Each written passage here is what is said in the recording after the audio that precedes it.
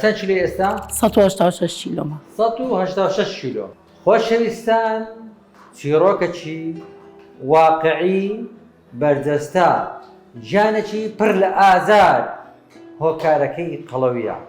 دەمەوێت باسی ژیانی خۆی بکا، بەزاری خۆی.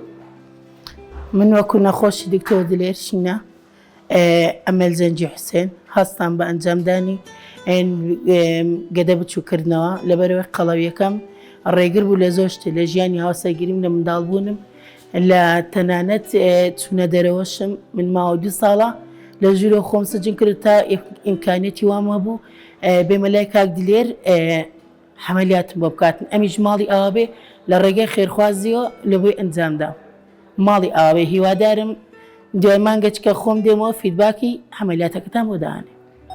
چەند کیلۆ ئێستا؟ 186 کیلۆمە. 186 کیلۆ. بەهۆی قەڵەویەوە نەیتوانیا هاوسەرگیری بکاتن، بەڵام سەر بە هەوێ مێردی کرد. چەند مایەوە لەگە پیاوەکە؟ 1 مانگ. دوای 1 مانگی جابوویتەوە. چەندە جیابیەوە لە پیاوەکە؟ 2 ساڵە. 2 ساڵە لە پیاوەکەی جابوویتەوە. ژیان کوێ ئێستا دەکەنێتەوە؟ زۆر زەحمەتێ ناتانەوە بە زۆر ڕاوەستانەوە. ناتانی بە زۆر ڕاوەستایە. خۆشبەختە ئەوەی بەشدارە لە میهرەبانی. خۆشبەختە ئەوەی منیش وێڵێ. ئێوەش بەشدار بن، خۆتانە قەڵەوی نەجات بن، وەرن بۆ نەخۆشخانەی میهرەبانی دەست بە ژیانێکی تازە بکەن. خۆشەویستان، قەڵەوی کۆمەڵێک نەخۆشیە لە یەک کەسی. وای کرد قەڵەوی بۆ هۆکاری ئەوەی کە لاوسەرەکەی جیا ببیتەوە. قەڵەوی وای کرد کە منداڵی نەبی. قەڵەوی وای کرد کە نەتوانیتن ژیانی هاوسەرگیری بە جوانی پێکبینی لە یەکەم جاریدا. قەڵەوی وای کرد لاقی بێشیتن، دەنگە نەفەسی بکات، تووشی زەختی بکات، تووشی سوکەری بکات، تووشی ئازاری دەرونی بکات، تووشی ئەوەی بکات کە دلێر نەبی لە بۆی، تووشی 1001 مەشاکلی کرد. ئەو مەعیدەیە بەڵایە بەڵا لێیەکە لێ دەکەینەوە دەیبڕین. ئەوە حەزی لێ هەرموو لێ دەکەینەوە. من ئەموت 180 لێ بڕی باشتر بە ڕای من چونکە زووتر داوەزی. من زەمێ زووتر لە قەڵەیەکە نەجاتم بێتن. ئینشاءڵڵا ساڵێکی کە ئەو وەختانە دەبینینەوە ئێستا 186 کیلۆ. پیشانی خۆی گەورە نیوەی لەشی نیوەی لەشی لێ بکەینەوە، نیوەی لەشی یعنی ڕێک دوو فەردە شەکلی لێ بکەینەوە. الحەمدولله گەورە بتانین 70-80-90 کیلۆی لەو بازەی بە جسمی فڕێ بدەین و بەردەوام لەگەری بین ڤیتامیناتی بدەینێ ژیانی دەبیتە کەسێکی بکە. طەبیعی ئەوە بەتەکید ساڵێکی کە دەبین تەجمیلی وردیشی لەگەر بکاتن. ئەو وردەیە وای لێ دێتن دێتە خوار چۆچی یعنی ناتوانی بڕوا شت بە شتی دێتن. دەبی هەینێکە پاش ساڵێکی کە وردیشی دەبڕیتن ئەوجا ئینشاءڵڵا ئەو وەختی دەبیتە کەسێکی چالاک لە ژیان. ئەمن زۆر دڵم خۆشە بەوەی کە چەندین حالەتی ئەو هەلەمان هەبووە لە بیرمە یەکەچان کە هەفتەی ڕابردوو سەردانی کردمەوە کاتی خۆی 190 کیلۆ بوو بڕوا بکە دێگۆ دکتۆر دلێر لە ماریدا گوت نانی مەخۆ سەمان هەبوو کە خواردن دۆسەکان دەبێت لە ڕێی پەلکەنانەکانم دەخوات شەکرەی هەبوو زۆر قەڵەو بوو. ئێستا کە ژنی هینایە ئیشێ دەکاتن هاتەکنە من شەکرەی سێمانجەکەشی زۆر ڕێک بوو. زۆر دڵم خۆشە کە ژیانی مانگۆڕی.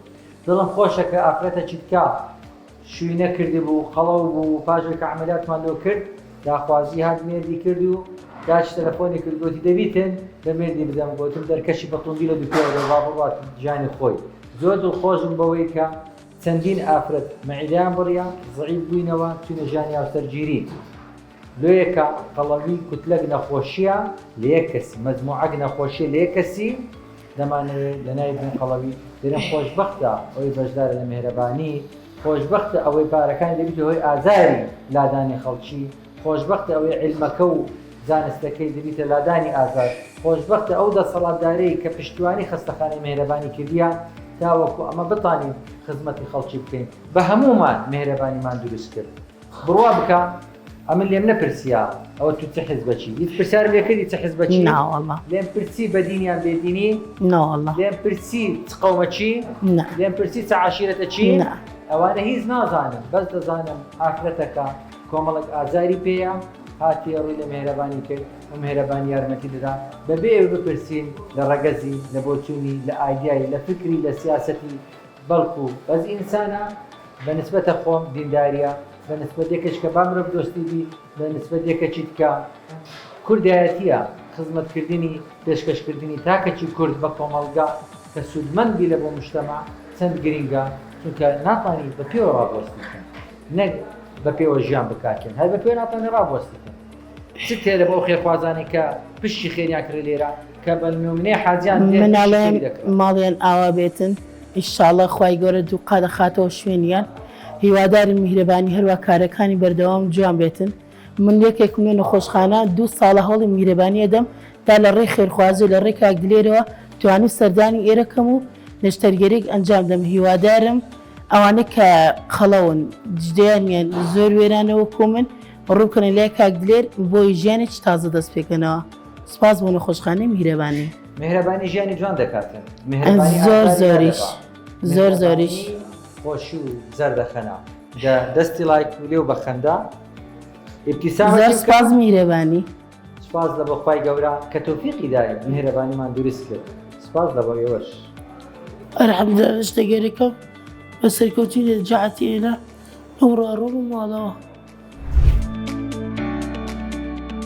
میهرەبانی دڵسۆزی و لێزانی